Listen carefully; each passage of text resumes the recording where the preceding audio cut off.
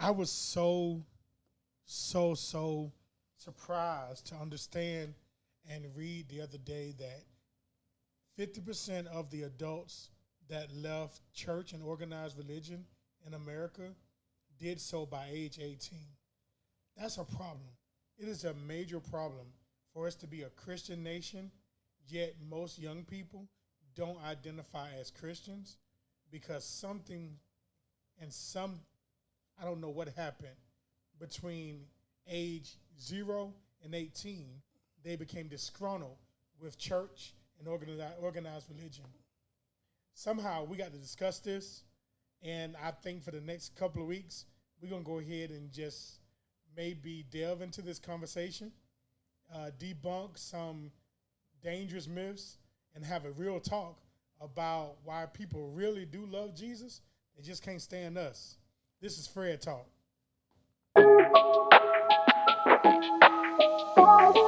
Hey guys, this is Fred Folston, the son of Sarah Folston and Cal Folston. Y'all understand that we actually have a lot of fun here over Fred Talk. I hope that you have been enjoying our discussions and this journey along the way. We have a long way to go, and I hope that we get to continue to grow our audience. I want you to take this this discussion, take our shorts, take our podcast, and share it with friends and family. Take that link below, that little arrow, and hit share, and send it to 10 people. Say, hey, there's some real good discussions going over at Fred Talk. I told you before in my last couple of Fred Talks that this was birthed out of a desire to just have real conversations and tell people they actually can do what many people told them they can't do. And sometimes that many people includes you, because sometimes we don't think that we can get things done that we really could do. There's a power that rests in you that God made in you for you to do extraordinary things. And so I'm happy about it. Listen, this morning, I got some really great people with me. You see that my settings and my surroundings are a little different, and that's because I brought some very special people along with me, and we're going to have a discussion. And I don't think we're going to get all done. I don't think we're going to finish it today, but we're going to get close to it, and it might be a trilogy. It might be a duel. I don't know. But I got some really great people. I'm going to go oldest to cutest, right? Man, I got my brother, Jermaine Simmons. He's my brother covenantly. He's my brother fraternally. He is a Kappa Alpha Psi. He is one of the guys I looked up to in college. And we're not going to tell our age. No. But we was in school before the decade started. Mm-hmm.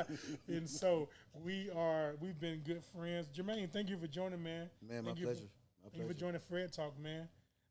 Your name Jermaine, but, my name is Fred, and you get to be on Fred Talk, man. Man, just tell us who you are and where you come from really quickly. Okay, I'm Jermaine. I'm born and raised here in Columbia, South Carolina.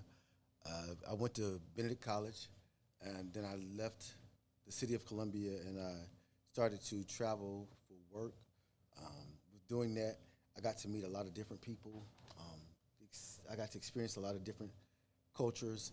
So I've been able to look at my life and put it in a scope in comparison to other people. So I think God has placed me back here in Columbia for a reason. So I'm back here.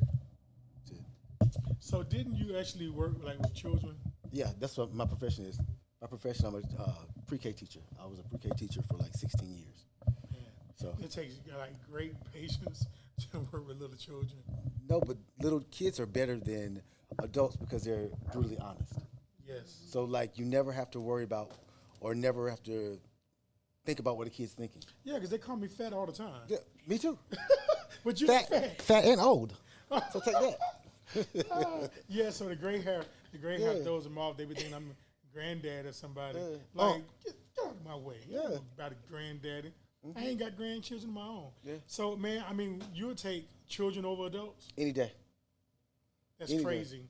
I want to come back to that because I have one of my trusted ministers at the church I serve at Life Destiny Church, and she's more than just a minister. She is a spiritual daughter and a mentee. Tanisha Dickerson, how you doing, girl? Hey. You made it to Fred Talk? That's crazy. When Jermaine said he worked with children, you started like giggling over that. Yeah. Why? Because I do the same thing. And What 100%. ages? So we have as early as 6 weeks all the way up until 4, getting ready to turn 5 years old. So we're not here this morning to teach you how to raise children. No. Even though we could tell you some stuff. Yeah. We got like professionals with children. But let's talk about how brutal they are. Oh, for sure, yeah. Yeah, I could tell you numerous of stories. Where you from, Tanisha? Stop. Let's stop. Where you from? The big city of Rock Hill, South Carolina. It's really Charlotte, but it's South Carolina's version of Charlotte, okay? Yes, for sure. For sure. I'll let you have that one. Rock Hill, Fort Mill. They got a lot of money in that area. Go ahead. I'm sorry. No, but for sure, about them being brutally honest, 100% agree. I 100% agree. But they are such a joy. And there are so many of them that, you know, you go to work having a bad day, and within minutes, your whole day is turned around because they done gave you a hug or told you look cute or, you know, oh, I like your hair. And, you know, we live off them compliments because we know they tell them the truth. Yeah. Or the parents will come in and they'll tell you, I'm so tired of hearing your name. Yes. I hear your name in my house all day long. You're like, sorry. For sure, So they go home. Do they make nicknames for y'all? Or they just call y'all really by your name? They just my kids always call me Mr. Jermaine. They've always called me that. So and because I have the smaller ones, they don't really know how to say my name, so it's Miss whatever comes out. Yeah. Or mommy, because sometimes they call you mama. Yeah. Now I've had a lot of kids who will call you daddy, and like when you stop to correct them, they still do it. Yeah. See, is there something in them that just identifies as mom and dad, or do you think they got a mom and dad at home? For a lot of them, they just know what they have seen. So for a lot of them at home, they have mama or daddy. So when they come here, it's just another version of home for them. Yeah. And that's the goal in any child care center. You want the child to feel as though they are home so that they can be their best selves. Because when you're home with your family, you are your authentic self. You're able to say what you want to say. You're able to express it how you want to express it. There's no rules. There's no parameters on how you say it. Got you. Yeah. So, Tanisha, I want to ask you a question. You know, you grew up in church? Absolutely. Like, non-negotiable. Did you grow up in church like I did? I think Jermaine probably had more horror stories. One up on me, yeah. He probably got one up on me. Now, I can tell you that I did not know that life existed on a Friday night. Because Friday nights we had to be in church, and that was Terry night. And I used to hate Thursday nights because I knew Friday night I had to go get saved again. Every Friday. That's right. Every Friday. Like, we had to go, hey, Jermaine, we had to go Terry, and you had to call him fast and say, Jesus, Jesus, Jesus, Jesus, Jesus. That wasn't it. But you not only did you have to do that, they would also put the newspaper out. And they would have the folding chair. Oh, they was hardcore. Yeah. Oh, yeah. They put the folding chair. Yes, out, the folding chairs. So you can pray at the folding chair. Yes, and you pray at the folding chair. And not only that, like you would have to, they would open the Bible only to read. Y'all making this up? No. No, this is real Real life. talk? This is real talk. Real talk. We had Hell Week for 18 years. Like it would be to the point where like even in national convocations, like we would be in children's church, they would break out in Terry service. Wow. Man, I don't knock those days, but when I look back over my life, I'm trying to figure out, did it really make a positive impact? Because, okay, Tanisha, I'm going to come to you. So you ain't got no horror stories. You went to church and just wear your little dress and you was fine? Pretty much. Yeah. So you didn't have to come do choir rehearsal on Saturdays? Yes. So we did have that, but what kind of church? Hold on, first of all, what kind of church you went to growing up? Okay, so I had a little bit of. I started out Baptist. Well, there it is right there. Right there. There it is. Right there. There. That's that thumbnail click right there. There it is. I want her to say that airport right there because I want everybody to hear. You started out what? I started out Baptist. Bless your heart. Walk in the light. Yes. Common meter. Walk in the light. No, we did not have choir robes. That had already transitioned by the time that, I got the opportunity to be on the choir. Yeah. You didn't have the opportunity to win a robe? No. And then also I think, because once I was in that 7th grade mark, we ended up going to non-denomination. We switched over. So my dad and mom both grew up Baptist. Now the choir anniversaries, I experienced all of that. I remember all of that. That's why I'm a quartet girl to my core. I love quartet for sure. Yeah, but backcountry was no keyboards, no organs, Just the bass and foot lead. stomp. Yeah, like foot stomp, hand Like clap, slavery. straight church. Underground Railroad. Got you. But ironically, y'all, I remember tent revivals. Yeah. I remember all of that. Like, but I short-lived Baptist, for just a little while. And then about 7th grade mark, I really did. I transitioned over to non-denomination. So, Well, I don't have that beautiful story. No. I was born in Church of God in Christ, Trinity Temple, Orlando, Florida, 5007 Old Winter Garden Road, Wow. 32811. Listen, every Friday night. The only night we didn't go to church was Wednesday night. Really? Yeah. That was choir rehearsal, though. Yeah, that was choir rehearsal for y'all? We had choir rehearsal. Yeah, so Wednesday We night didn't go was on our Monday free night. nights. Monday nights is our free night. I used to hate because I had a crush on Rudy from the Cosby Show. So Thursdays. So I 8 could o'clock. not watch Rudy on time. Like I had to literally wait until the rerun come back on at 1 o'clock to see the Cosby Show. You was up there late? Yeah, I had to sneak up Man, and watch please. it.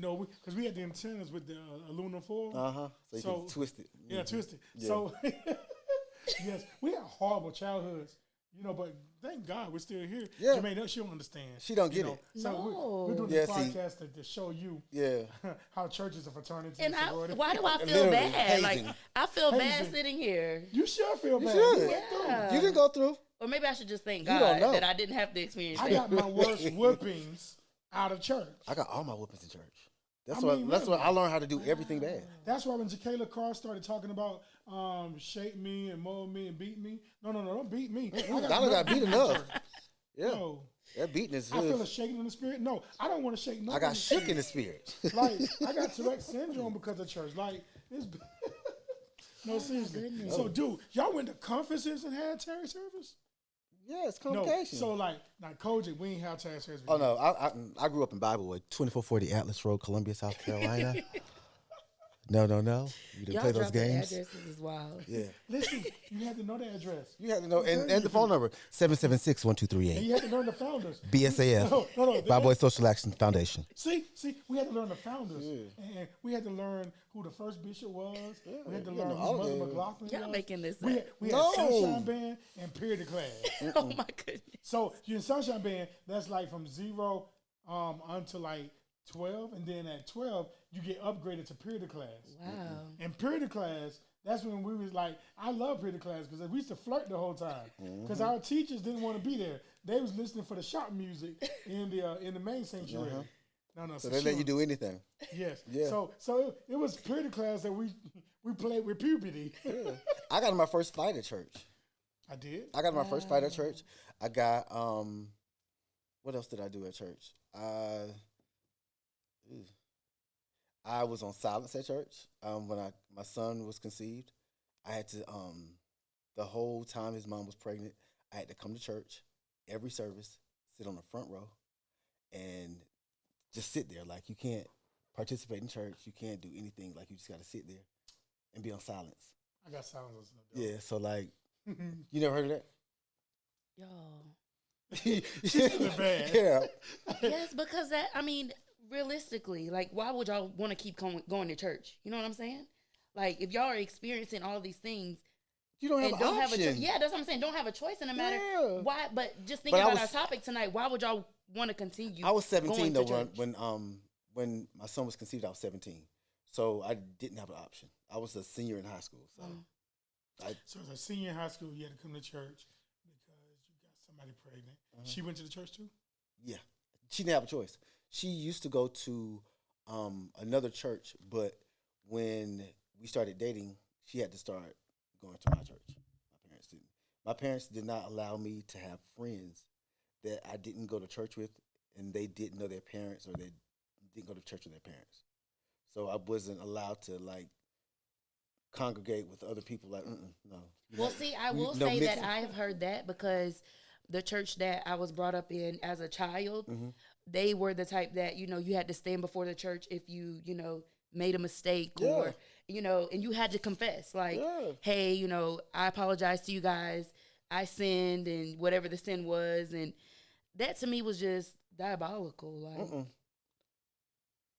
why would you? It's wanna like do the that? Scarlet Letter. It's crazy though, because I remember I was 16, 17. And, you know, I went with a girl named Jennifer, right? And we had shut-ins. We had shut-ins every quarter. You know what a shut-in is? Yes, I do know that. That's right. They don't shut in Baptist. Let's push. Pray until something happens.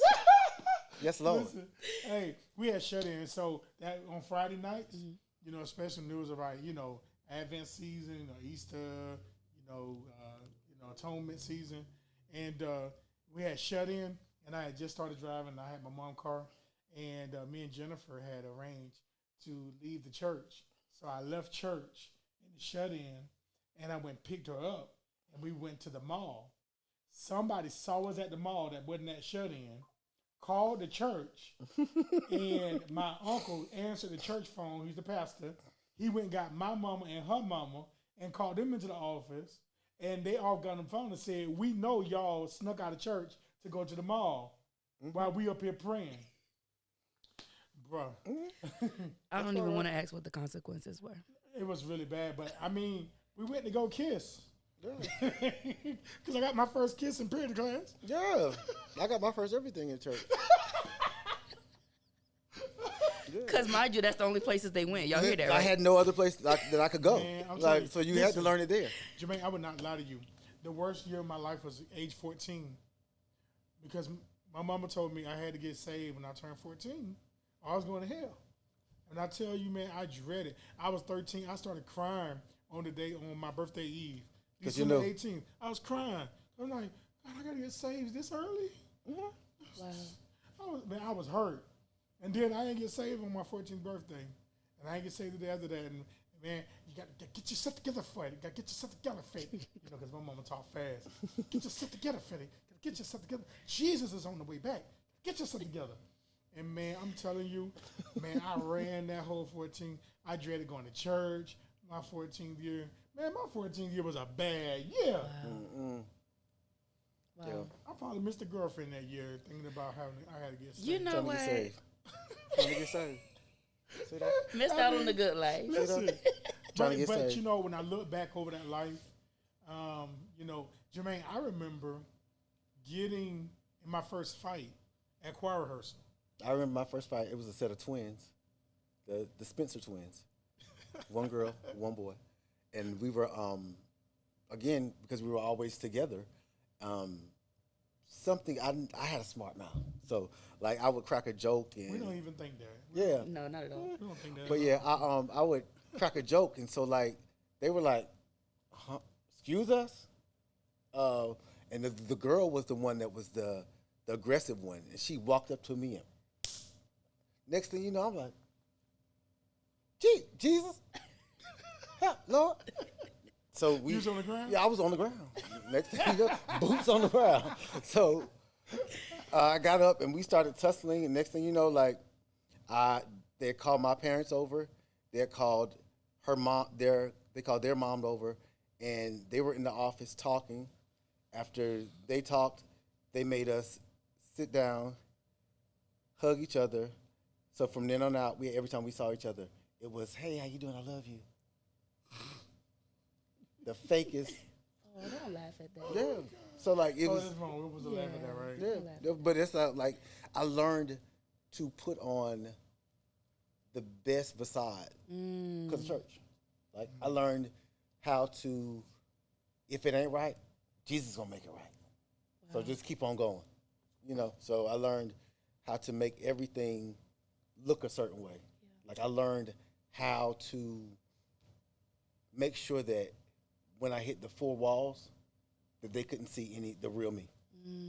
So basically, you know, you're saying that church taught you how to be fake? Yeah. Totally. So you don't have that testimony either? No, definitely. You do? Definitely. And I will say, honestly, it was in my older years, like not even, you know, as a teenager or, you know, a younger child. I think it was when I got older for me because What age was that for you? I would say before I turned 30.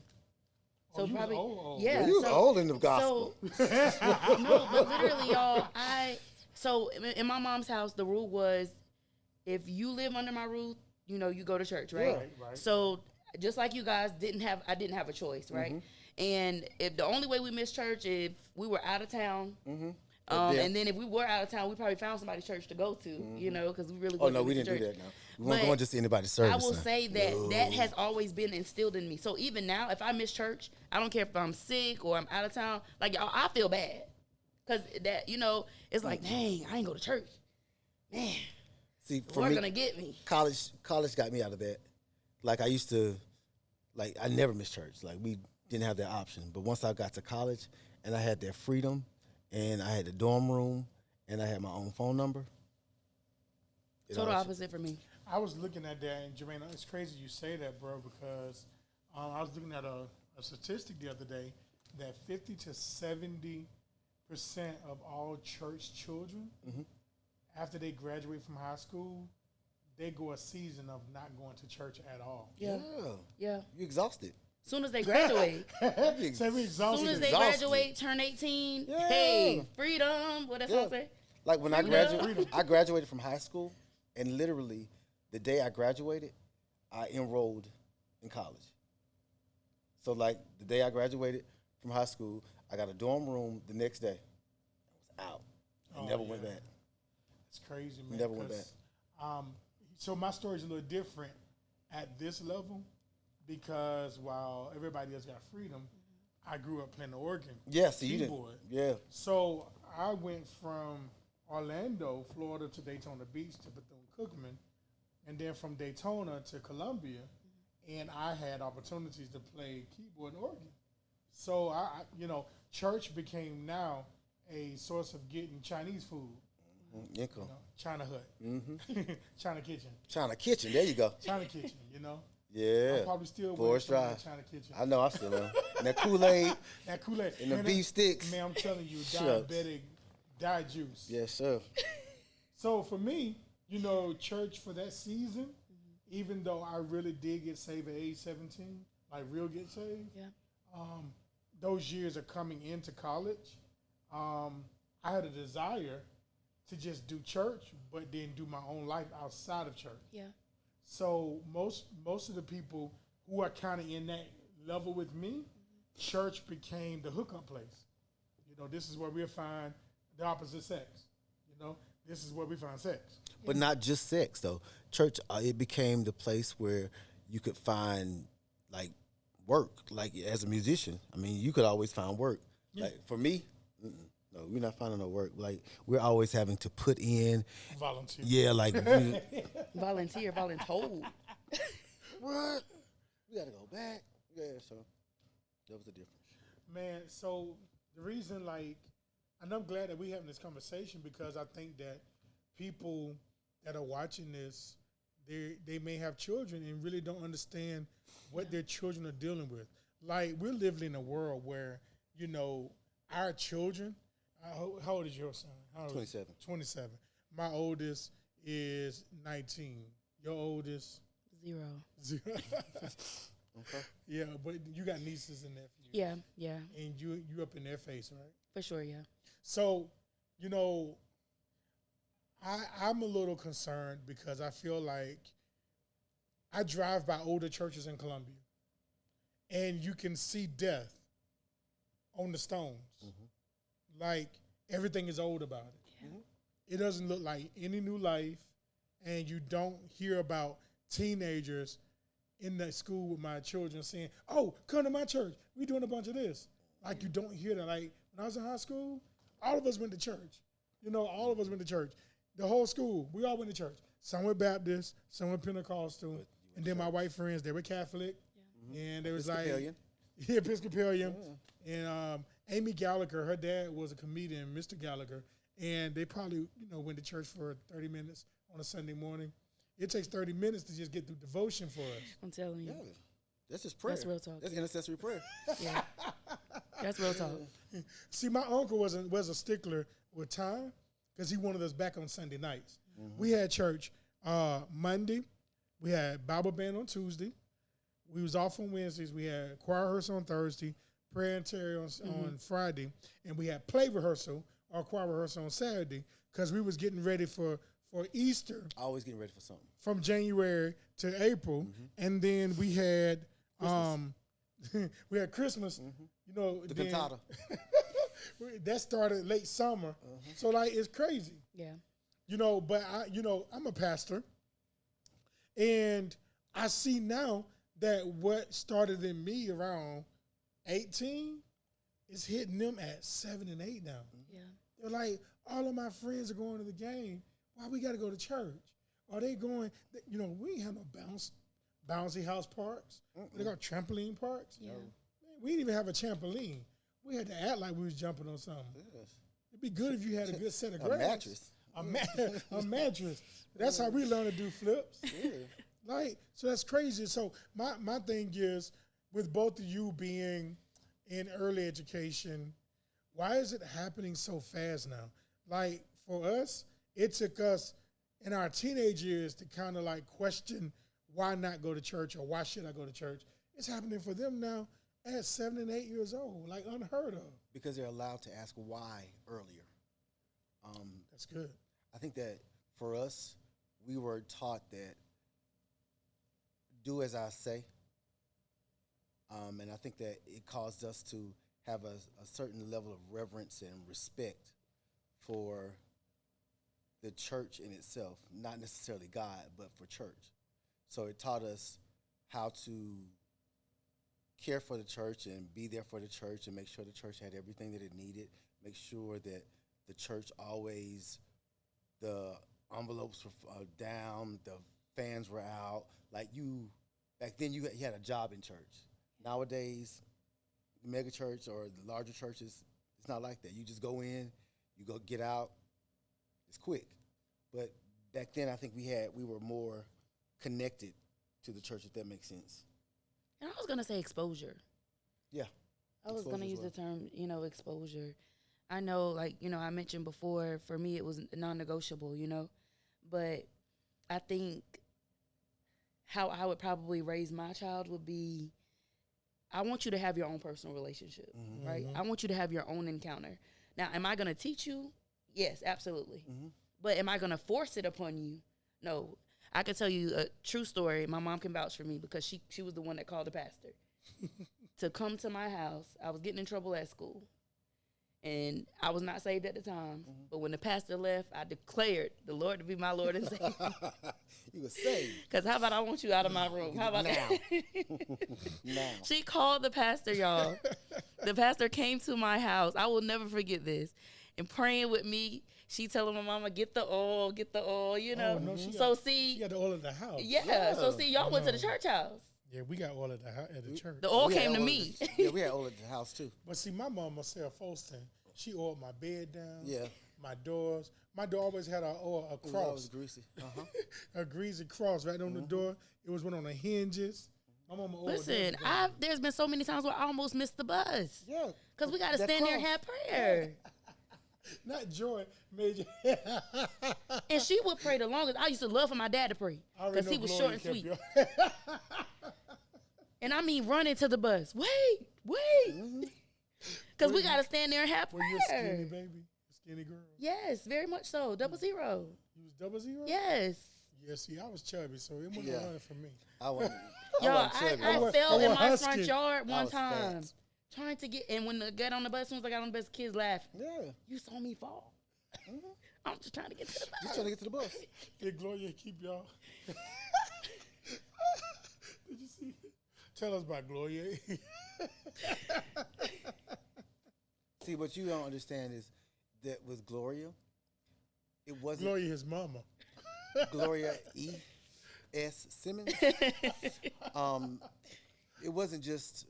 I come from a long line of prophets, preachers, and evangelists. So my mother is a senior elder. My brother, before he passed, was a bishop. My sister is an elder. My dad was the chairman of the deacon board. So